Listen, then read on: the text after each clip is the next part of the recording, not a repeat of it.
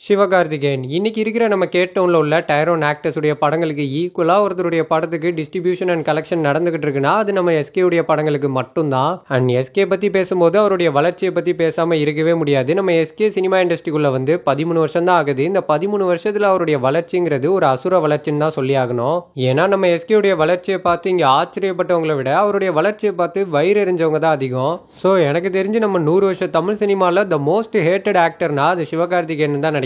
ஏன் எதுக்குன்னே தெரியல, அந்த மனுஷனை யாருக்குமே பிடிக்கவே மாட்டேங்குது. சரி, ஏன்டா அந்த மனுஷனை யாருக்குமே பிடிக்க மாட்டேங்குதுன்னு கொஞ்சம் யோசிச்சு பார்த்தோம்னா அதுக்கு பின்னாடி ஒரு முக்கியமான காரணமா இவருடைய வளர்ச்சி தான் இருக்கு. நீங்களே கொஞ்சம் யோசிச்சு பாருங்களேன். சாதாரணமா நம்மலாம் மீடியா ஃபீல்டுக்குள்ள போகணும் அப்படின்னாலே ரொம்ப கஷ்டமான ஒரு விஷயம். அப்படியே ஒரு சேனல்ல வேலை கிடைச்சாலும் அந்த வேலையை ஃபர்ஸ்ட் பர்மனன்ட் ஆகணும். அதுக்கப்புறம் அந்த சேனல்ல அதிக டிஆர்பியில் டெலிகாஸ்ட் ஆகிற ரியாலிட்டி ஷோலையோ இல்லை சீரியல்லையோ நடிக்கவோ ஆங்கரிங் பண்ணவோ சான்ஸ் கிடைக்கணும். அண்ட் சான்ஸ் கிடைச்சா மட்டும் பத்தாது, கிடைச்ச சான்ஸை கரெக்டாக யூஸ் பண்ணி ஆடியன்ஸோட கனெக்ட் ஆகணும். இதெல்லாம் பண்ணி முடிக்கிறதுக்கே ஒரு 5-6 வருஷம் ஆகிடும். ஆனால் நான் சொன்ன எல்லாத்தையுமே இந்த மனுஷன் ரொம்ப ஷார்ட் டைம்ல செஞ்சு முடிச்சாரு. நிறைய பேருக்கு இதை பார்க்குறப்போ லக்கு மாதிரி தெரியலாம். கரெக்ட் தான், லக் இருந்தால் தான் நம்மளால அடுத்த கட்டத்துக்கு டக்குன்னு மூவ் ஆகி போக முடியும். பட் நம்ம ஒரு ஃபீல்டில் நிலைச்சு நிற்கணும் அப்படின்னா அதுக்கு திறமையும் முயற்சியும் இருந்தால் மட்டும்தான் முடியும். அது நம்ம எஸ்கே கிட்ட நிறையவே இருக்கு. அதனால தான் டிவியில் ஆங்கரிங் பண்ணிட்டு இருந்த நம்ம எஸ்கே 2012 மெரினான்ற ஒரு படம் மூலியமா சினிமாக்குள்ள என்டர் ஆகுறாரு.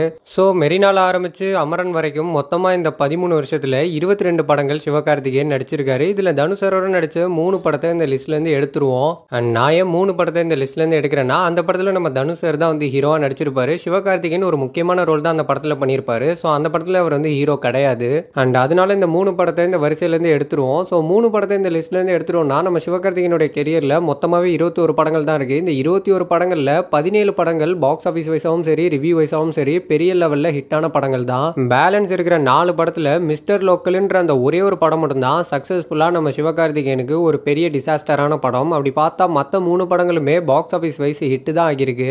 ஸோ இதுல இருந்தே உங்களுக்கு நல்லா தெரிஞ்சிருக்கும், எஸ்கே அப்படின்ற ஒரு குதிரை மேல நம்ம பிட் பண்ணோம்னா கண்டிப்பா நமக்கு லாபம் ரெட்டிப்பா கிடைக்கும் அப்படின்ற ஒரு தாட்டை எல்லா ப்ரொடியூசர்ஸ்குள்ளேயும் வர வச்சிருக்காரு. ஆக்சுவலா நான் இப்ப சொல்றது ஜஸ்ட் ஒரு எக்ஸாம்பிள் தான், கம்பேரிசன்லாம் கிடையாது. நம்ம எல்லாருமே ரஜினி சாருடைய growth பத்தி கேள்விப்பட்டிருப்போம். அதாவது ரஜினி சார் இண்டஸ்ட்ரிக்குள்ள என்டர் ஆகும்போது எம்ஜிஆர் அவர்களும் சிவாஜி அவர்களும் ஒரு மிகப்பெரிய சூப்பர் ஸ்டார்ஸா இருந்தாங்க.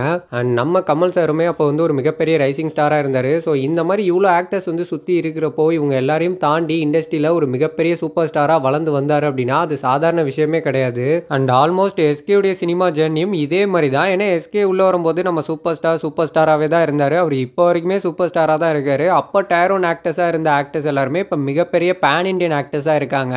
அண்ட் அப்போ ரைசிங் ஸ்டாரா இருந்தவங்களா இப்போ டயர் 2 ஆக்டர்ஸா இருக்காங்க. இந்த மாதிரி ஏகப்பட்ட நடிகர்கள் நம்ம எஸ்கே சுத்தி இருக்கும் போதும் தன்னுடைய உழைப்பினாலையும் திறமையினாலையும் வெறும் 13 வருஷத்துல எஸ்கே தாண்டா அடுத்த டைரோன் ஆக்டர்னு சொல்ற லெவலுக்கு அந்த மனுஷன் வளர்ந்துருக்காருன்னா அது உண்மையிலே வேற லெவலான ஒரு விஷயம். ஸோ இந்த மாதிரி எஸ்கே உடைய வளர்ச்சி ஒரு பக்கம்னா இன்னொரு பக்கம் இவருடைய வளர்ச்சிக்கு முக்கியமான காரணமே தனுஷ் தான்ற மாதிரி நிறைய பேர் சொல்லிட்டு இருப்பாங்க. அண்ட் என்ன பொறுத்த வரைக்கும் தனுஷர் சிவகார்த்திகேயனுக்கு வாய்ப்பு கொடுத்தாருன்னு வேணா சொல்லுவேன். ஆனா தனுஷர் இல்லைன்னா சிவகார்த்திகேயன் இல்லைன்ற லெவலுக்குலாம் ஒண்ணுமே கிடையாது. ஏன்னா தனுஷரோட சேர்ந்து சிவகார்த்திகேயன் 3 படம் பண்றதுக்கு முன்னாடியே மெரினா மனங்குத்தி பறவைன்னு சொல்லிட்டு 2 படங்கள் நடிச்சிட்டாரு. ஒருவேளை தனுஷருடைய இன்ஃபுளுன்ஸ் சிவகார்த்திகேயனுக்கு இல்லைனா கூட சிவகார்த்திகேயன் அவர்களால தட்டு தடுமாறி கண்டிப்பா தமிழ் சினிமால ஒரு மிகப்பெரிய ஆக்டரா வளர்ந்து வந்திருக்க முடியும். ஆனா தனுஷர் உதவி பண்ணதுனால அது கொஞ்சம் சீக்கிரமா நடந்தது. அண்ட் இன்னொரு முக்கியமான விஷயம், தனுஷரை பாராட்டியே ஆகணும். ஏன்னா அந்த டைம்ல அதாவது சிவகார்த்திகேயன் அவர்களை இவர் ப்ரொடியூஸ் பண்ண டைம்ல இவர் ஒன்றும் பெரிய ஹீரோலாம் கிடையாது.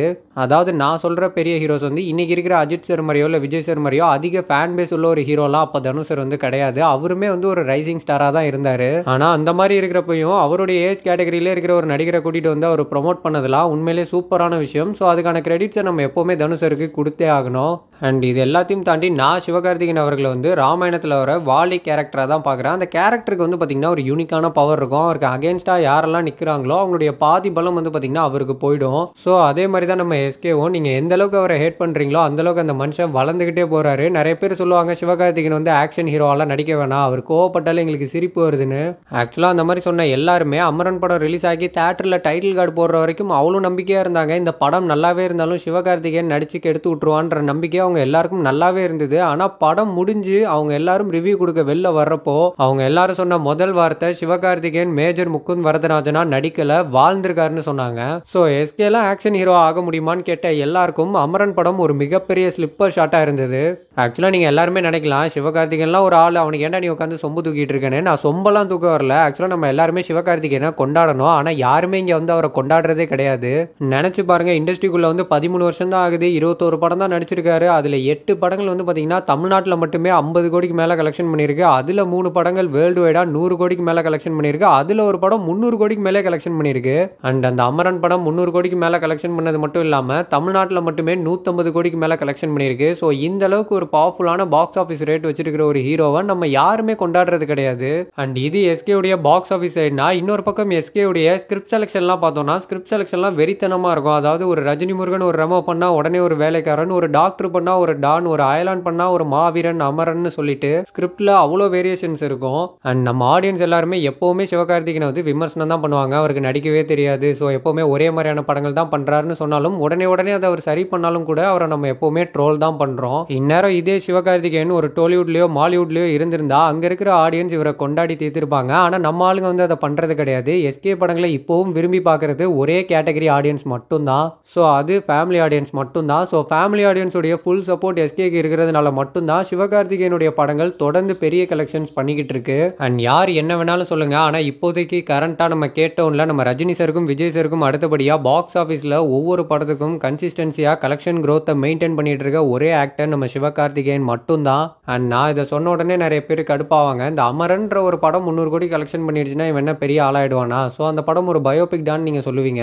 ஆக்சுவலா அமரன் வந்து 300 கோடிக்கு மேல கலெக்ஷன் பண்ணிச்சுன்னா அது ஒரு பயோபிக்ங்கிறது மட்டும் காரணம் கிடையாது, அந்த ஆக்டருடைய ஸ்டார் வேல்யூன்னு ஒன்று இருக்கு. ஸோ இதை பத்தி ஒரு டீட்டெயிலான எக்ஸ்பிளனேஷனை நான் கண்டிப்பா நெக்ஸ்ட் வீடியோவில் உங்களுக்கு கொடுக்குறேன். அண்ட் ஃபைனலாக நான் அவங்க எல்லாருக்கிட்டையுமே கேட்கறது ஒன்னே ஒன்று தான், நீங்க சிவகார்த்திகேயன் வந்து தனுஷை முந்திட்டாரு, அவர் தான் அடுத்த தளபதி அப்படின்ற மாதிரிலாம் சொல்றதை நிப்பாட்டிட்டு நீங்க சிவகார்த்திகேயனா பாருங்க, கண்டிப்பா அவங்க எல்லாருக்குமே அவரை பிடிக்கும். ஏன்னா நான்லாம் லாஸ்ட் டிகேட்ல விஜய் சருடைய படத்துக்கு அடுத்தபடியா ஒரு ஆக்டருடைய படத்தை அதிகமா தியேட்டர்ல பார்த்துருக்கேன்னா அது எஸ்கே உடைய படங்களை தான். அண்ட் என்னோட ஃப்ரெண்ட்ஸ் அண்ட் ஃபேமிலியான நீங்க சொல்லுங்க, உங்களுடைய ஃபேவரட் எஸ்கே படம் எதுங்கிறத மறக்காம கமெண்ட்ல மென்ஷன் பண்ணுங்க. அண்ட் இது வெறும் தி ரைஸ் ஆஃப் எஸ்கே தான். So SK the future of கேட்டவுன்ன்ற வீடியோவில் நான் எஸ்கே உடைய ஸ்டார் வேல்யூ பத்தி டீட்டெயில்டாக சொல்றேன்.